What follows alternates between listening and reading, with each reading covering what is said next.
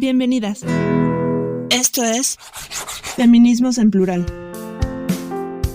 Bienvenidas este maravilloso día aquí a su espacio Feminismos en Plural.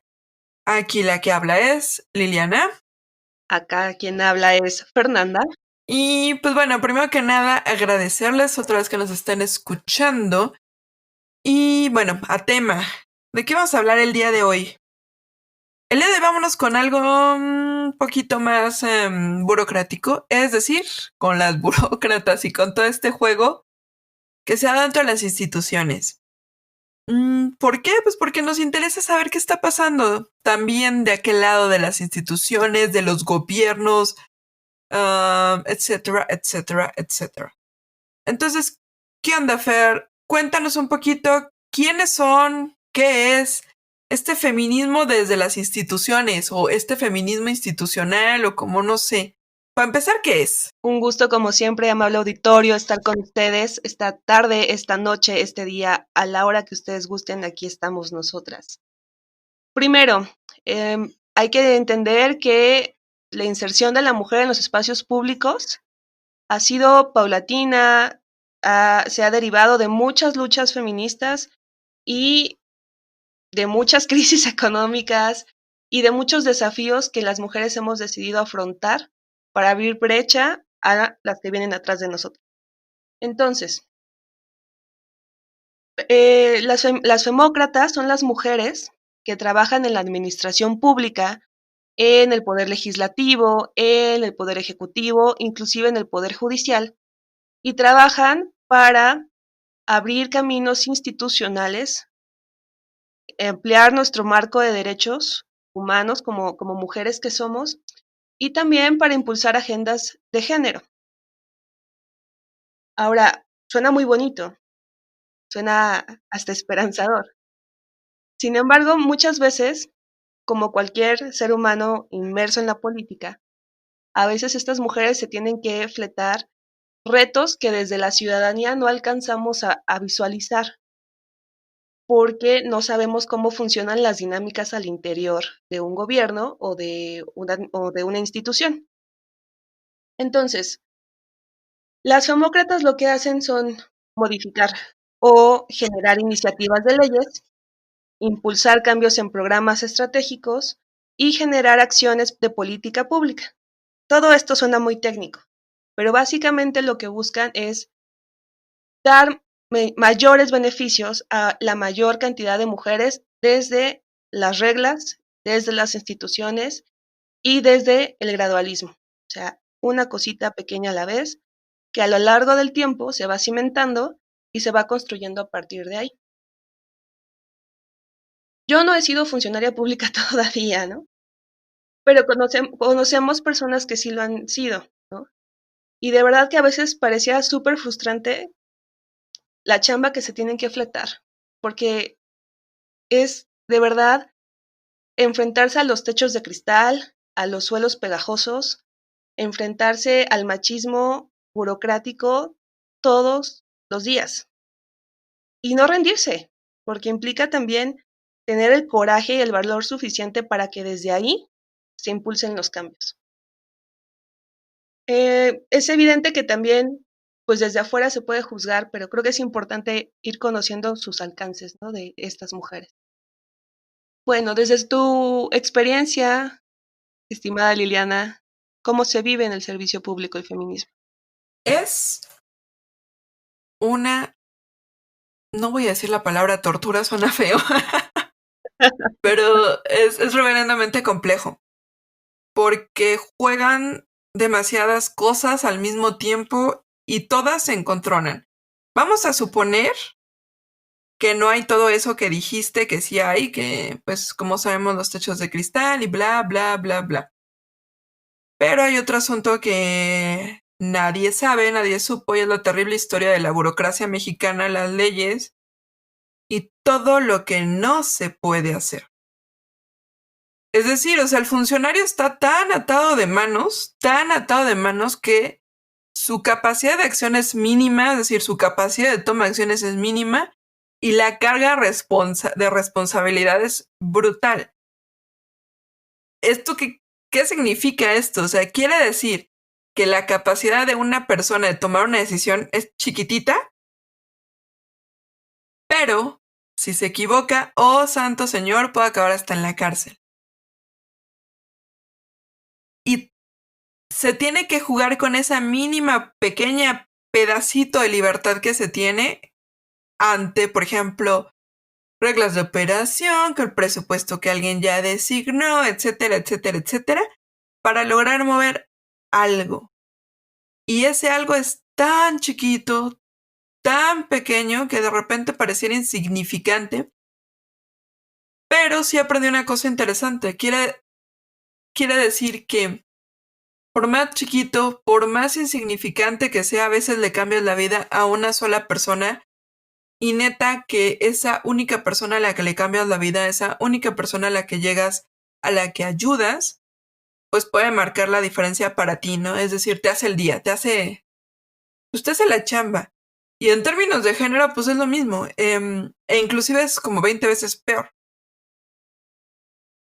Porque todavía aparte de todo esto, y si tú no estás como en un área como tal de género o en el área de tomadora de decisiones. Pues sí, no más que en el área de toma de decisiones, si tú no estás como en específico en el área de género, es bien complicadito que te peleen si le metes algo de género. Si tú quieres decir, bueno, es que estas reglas de operación hay que mandar una propuesta porque pues mira que no incluyen el lenguaje inclusivo, no. Tienes que convencer a 4 jefes arriba de ti de siquiera leerlo. Y eso súmale que las cargas de trabajo son tan brutales, o sea, yo sé que se ha vendido que desde la burocracia son una bola de flojos que se la pasan pintándose las uñas y la neta es que no. Son personas que muchas veces llegan a su casa y salen de los trabajos 10, 11 de la noche, 12 de la noche, con una carga de trabajo brutal. Y como te digo, o sea, si no la arreglas bien, te puedes acabar hasta en el bote. Pues las cargas de trabajo son tan brutales que lo que no quieres es regarla en lo que está en la ley. Entonces la capacidad de innovación es muy, muy pequeña, porque no hay tiempo de innovación, no hay tiempo de criticar, no hay tiempo de hacer la reflexión muchas veces, porque pues como te digo, o sea, la ventana de oportunidad que tiene cada burócrata es pequeñita, y segunda, el miedo que hay a la equivocación hace que le prestes tanta la atención, y cuando acabaste una chamba, pues viene otra, viene otra, viene otra, viene otra, viene otra. Entonces realmente ese como proceso de decir, híjole, ¿la estoy haciendo bien? Tengo que criticar aquí porque no estamos usando el lenguaje inclusivo o tengo que criticar allá porque pues está dando eso, pues está cañón. Y eso súmale de verdad que no hay como mucha conciencia de que tiene que haber una equidad de género porque también en los funcionarios no hay capacitación. No voy a decir nombres por evidentes razones. Sin embargo, sé de muchos funcionarios que cuando venía la capacitación de género le decían a su secretaria, ay, échatela tú, porque aparte ni presencial es un cuestionario en línea. Entonces la secretaria o un subalterno, generalmente una subalterno, se echaba la capacitación y nada más se metía con la cuenta del jefe, pues para decir en el indicador que cumplió, pero ni al jefe le importa, en términos de no le importa la equidad de género, y tampoco le importa en el sentido de, pues no tiene ni tiempo, ni ganas, ni nada de meterse a estudiar cosas, pues que no vengan como en estricta necesidad de sus funciones. Porque pues también hay presiones políticas, que también es cierto. Pero bueno, así la dejamos por hoy. No, pensando en varias cosas que dijiste, igual y yo como estoy en otro tipo de actividades, no quiero caer en la ilusión de que es posible que son super mujeres las que están enfrentando al sistema. No, son seres humanos. Es muy valioso esta parte que tú nos compartes porque tienes muchas presiones, muchos intereses encima, tienes muchos valores entendidos, mucha cultura organizacional que te constriñe y que no te deja avanzar propuestas diferentes, innovadoras, que el tiempo lo tienes en contra, que, que a veces, por ejemplo, en el caso de las demócratas que están en partidos políticos, en legislativo, por ejemplo, pues para empezar tienen un presupuesto muy limitado. Creo que recientemente se pasó de 3 a 5% el presupuesto obligado que los partidos en México deben destinar a la capacitación en materia de género, pero pues 5%. O sea, qué complicado debe ser eso, ¿no? Luego, para que hagas talleres que nadie va a escuchar o que nadie va a implementar o que nadie va a aprender con H, ¿no? Que como dices, ¿no? Mandan a la secretaria o mandan al enlace o mandan a la persona que justo por más información que tenga, no tiene la capacidad ni el liderazgo ni tiene las atribuciones para llevar a cabo cambios concretos en el espacio de trabajo. Está este show. No, tiene cero capacidad de toma de decisiones, este tipo de personas a las que mandan, y precisamente mandan, entre comillas, a las personas cuyo tiempo no es importante. Que entre comillas hay que decir también que todo tiempo es importante al interior de una organización. Ahora, es entender estas dinámicas de cómo hay resistencias al interior de las organizaciones que de verdad convierte prácticamente en un milagro que se logren algunos cambios concretos. ¿A qué voy? Yo creo que somos hijas de las mujeres que nos procrearon, pero también de las mujeres que nos educaron. Afortunadamente a mí en casa se me enseñó a estudiar, a luchar por lo que yo creía y todo, ¿no? Pero también somos hijas de las mujeres que están luchando en otros espacios públicos y privados, ¿no? ¿A qué voy? Ahorita estamos viviendo en México este asunto de la paridad de género en todos los espacios de carácter de elección popular. Por ejemplo, todas las candidaturas se tienen que ir 50 mujeres, bueno, 50% mujeres, 50% hombres. Todas las candidaturas, todos los espacios ya dentro el legislativo se tiene que pensar desde la lógica de la repartición equitativa entre mujeres y hombres. Está este asunto también de la transversalidad y de la perspectiva de género que muchas demócratas les encanta, porque es la lógica de que el género lo atraviesa todo y todo a través de la institución. Y algunas mujeres, algunas funcionarias públicas están bien conscientes de esto. Y algunas pocas, que son realmente pocas, están en la capacidad de hacer cambios concretos. ¿A qué voy? A veces como ciudadanas tenemos como esta resistencia, porque observamos las agendas al interior de los partidos políticos o al interior del Congreso. ¿Y qué observamos? Primero, un desfase en las agendas. Yo no me siento representada por esta agenda de la paridad de género. Yo en particular, ¿no? Hay un desfase entre posición y condición entre una mujer que lleva, no sé, X número de posgrados, que perteneció a una familia política de abolengo, que nunca se ha subido a un metro, a un vagón de metro o ha tenido que usar el transporte público. Pues hay una enorme diferencia en comparación a la ciudadana de a pie. También hay un desfase generacional muy importante. Desafortunadamente en México, y digo para hombres y para mujeres, estamos viviendo un envejecimiento de nuestra clase política. No es malo, ojo, no es malo, pero no se están abriendo nuevos espacios para las juventudes, en plural también, juventudes en plural, porque un joven de Oaxaca o una chica de Chiapas o una persona de Monterrey va a tener agendas distintas aunque tengan la misma edad, por estas cosas que estoy mencionando, ¿no? La posición, la condición, los patrones de consumo y demás.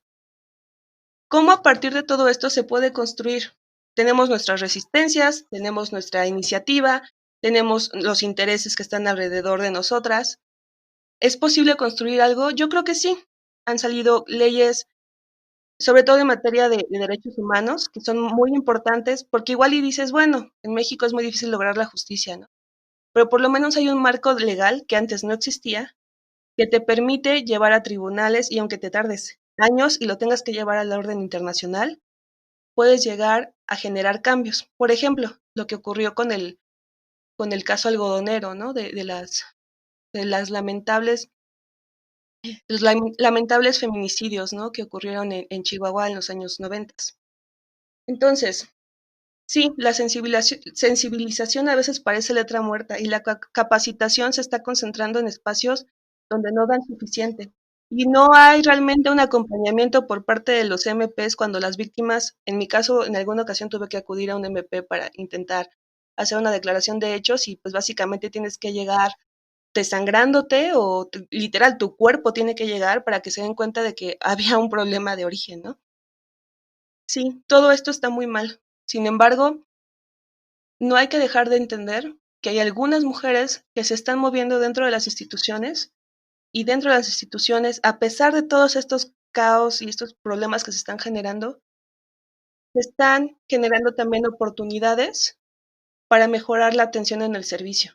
Yo de verdad agradezco muchísimo a muchas colegas que tengo que yo sé que se están poniendo las pilas, no solo para entender y atender mejor a la ciudadanía, sino también para tener la empatía suficiente y empezar a trabajar desde la perspectiva de género, aunque sea dentro de un feminismo más institucional, sigue siendo feminismo.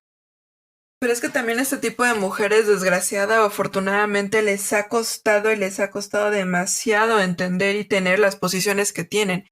Inclusive me atrevería a decir que aquellas mujeres que llegaron, entre comillas, con los privilegios de clase o poder o ser hijas de, pues también se han tenido que ganar, híjole, aunque me caigan gordas algunas o me caigan muy bien otras. No, o sea, vamos a ser honestos, o sea, no todas somos ni amigas, ni todas somos aliadas, ni todas somos lo que sea. Sin embargo, la mujer que llega a estas posiciones de poder y sobre todo tiene la más mínima, porque la verdad sí es mínima, capacidad de decir, oigan, recordemos el tema de paridad, te cuesta y te cuesta mucho, porque tú tienes que convencerla de 20 puntos antes, siquiera de que te tomen en cuenta para hablar de, oigan, por cierto, tenemos que hablar de paridad de género, tenemos que hablar de equidad, y ni se te ocurre utilizar la palabra feminismo porque hasta ahí llegaste, ¿no? O sea, te van a tirar de loca, te van a tirar de lo que sea. Entonces, esa mejor no la usamos, mejor usamos cualquier otra que te guste. Ahora, a pesar de las resistencias, creo que es importante ver cuáles son también los orígenes. Digo, no todas son, no nacen del privilegio, ¿no? Hay algunas que sí, picando piedra han llegado a donde están. Hay muchas, curiosamente, que vienen de orígenes sindicalistas. Hay otras que vienen desde sus estados, ¿no? Y les ha tocado de verdad una vida de trabajo incansable, ¿no? Por ejemplo, ahorita yo creo, recuerdo mucho a esta señora maravillosa, Rosario Green, que fue digo, no estoy diciendo que, que haya sido feminista, ¿no? Pero todas las primeras grandes funcionarias públicas del priismo del siglo pasado, ¿no? Pero bueno, por decir un nombre, ¿no? Ahorita pensando en, dependiendo la agenda que te guste seguir, ¿no? Hay, eh, hay una, hay una diputada que se llama, si es diputada, no sé, legisladora, siempre se me olvida su cargo. A Marta Tagle, que a mí me gusta mucho, porque ha hecho cosas muy interesantes en materia de iniciativa a favor de las mujeres. Y hay, obviamente, pues poquitas mujeres jóvenes que están entrando, pero bueno, pensemos que las que están por irse, les costó mucho trabajo llegar, y las que estamos empezando en esto, pues quizás ni siquiera estamos aspirando ya, al menos de mi parte, ya ni siquiera estamos aspirando al cargo público, porque encontramos otras vetas distintas desde las cuales luchar. Por ejemplo, el simple hecho de escribir o de postear o del ciberactivismo, que hace muchísimo más flexible la forma en que nosotros nos estamos impulsando como generación. Entonces, cada espacio para cada lucha, hay ocasiones en que desafortunadamente, y a mí yo creo que esa es la mayor resistencia a este tipo de feminismo, ni siquiera tiene que ver con lo externo, tiene que ver con la agenda de intereses personales. No digo que todas, pero sí hay algunas mujeres que ponen primero el interés político al interés de género. Y no es malo ni bueno, es una forma en que ellas entienden el mundo y la naturaleza del poder político. Sin embargo, pues, ¿hasta qué punto puedes defender una causa y hasta qué punto te puedes llamar representante de las causas de género si al final pues tienes que negociar y tienes que dejar ir alguna batalla con tal de permanecer en tu cargo, ¿no? Entonces, pros y contras de este tipo de feminismos, ¿no? Obviamente, y muchas veces son las grandes escribanas que están detrás de la política, esas mujeres que están siempre trabajando y que casi no se ven y que casi rostros no tienen y que nunca les van a poner una plaquita delante de su, de su oficina, que pertenecen, por ejemplo, a las unidades de género al interior de las instituciones, las que más allá del cambio del lenguaje incluyente, están impulsando programas y políticas, por ejemplo, de que las mujeres salgan temprano los viernes. ¿Por qué? Porque están conscientes de que trabajos tan extenuantes que te obligan a entrar muy temprano y a salir ya muy tarde, implica un descuido de otros roles de género que desafortunadamente siguen presentes. También entender que, por ejemplo, hay muchas mamás solteras que son mujeres trabajadoras dentro de los gobiernos que verdaderamente tienen que dar su tiempo con sus hijos para pues sacar el pan de cada día, ¿no? Y sin embargo están ahí impulsando la agenda. Entonces, el servicio público, si lo haces mal, todo el mundo lo va a ver. Si lo haces bien, pocos lo van a reconocer. Hay que entender eso, que no es un espacio cualquiera y que hay que valorarlo en la justa medida, ¿no? El avance, poco o mucho que se logre, es avance. Tienes toda la razón en este aspecto. Y digo, desgraciadamente son luchas que no tienen reflectores, tienen muchos enemigos, tienen desgraciadamente muy poca visibilidad.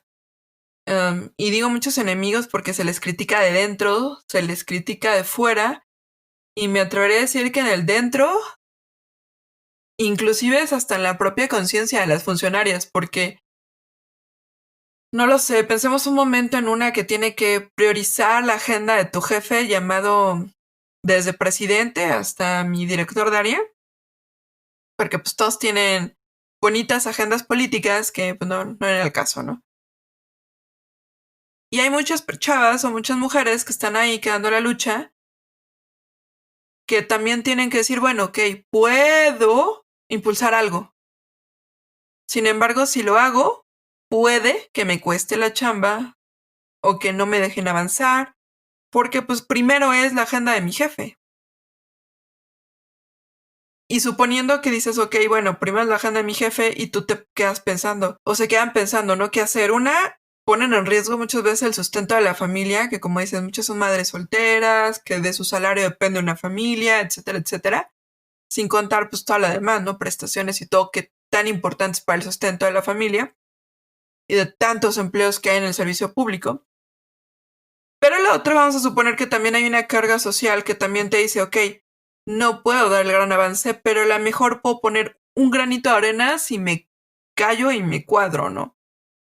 Y tú dijeras, bueno, hay que ser rebeldes y vamos y luchamos y peleamos, pero pues también, si uno es rebelde, pues lo quita, ¿no? O sea, tampoco va a pasar.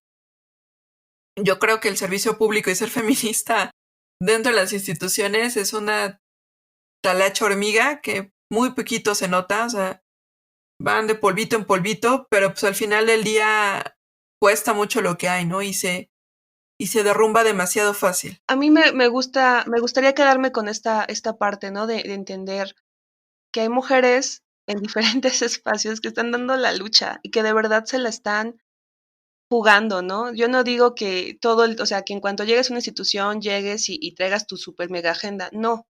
Tienes que primero entender cómo está la arena de juego, cómo se mueven, con quién de plano no vas a encontrar espacio deja tú proponer, dialogar, ¿no? ¿Quién ni siquiera, o sea, porque hay muchos machos también en el servicio público, entonces hay gente y hay jefes que ni siquiera te voltean a ver porque eres mujer, o porque si eres una mujer joven en automático te tratan como secretaria, aun si tú tienes un cargo de jefatura, ¿no? Claro. Entonces, es horrible eso, pero a esas cosas, a ese tipo de retos también te estás obligada a reflexionar, ¿no? Como funcionaria pública.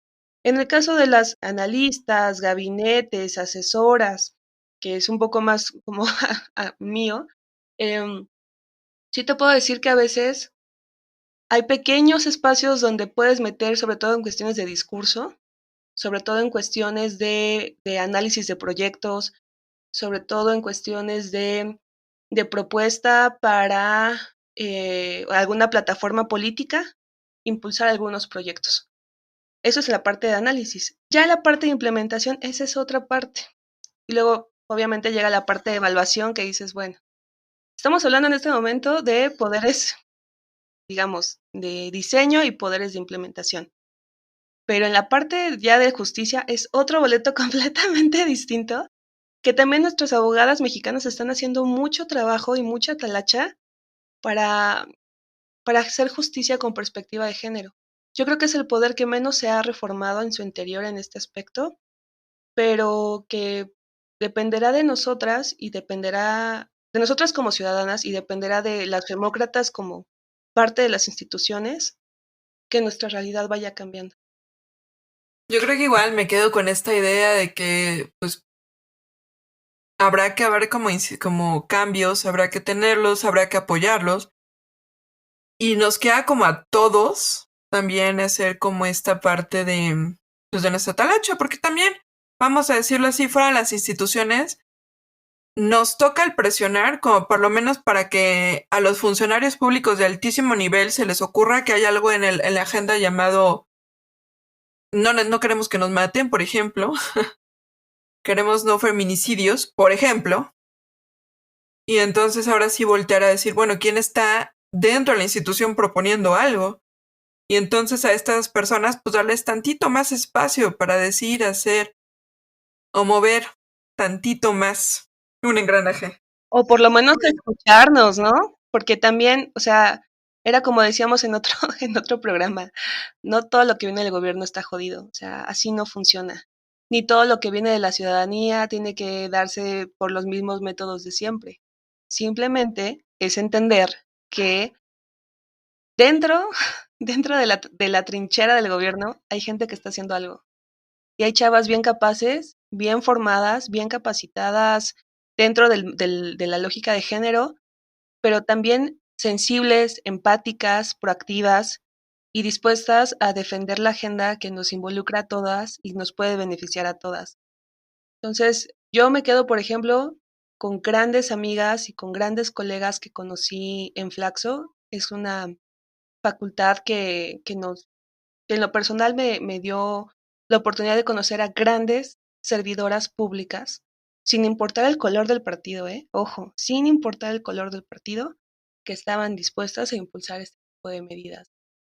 Entonces, bueno, solo dejarlo ahí y pues ojalá nos, como ciudadanas, nos abramos un poquito a conocer este tipo de talentos humanos que hay dentro de nuestras instituciones y aprender que si bien machito número 1 y machito número 2 y machito número 3 no te va a atender, alguien dentro de la institución tendrá la sensibilidad y la vocación de servicio como para siquiera escucharte y siquiera atender lo que estás demandando, ¿no?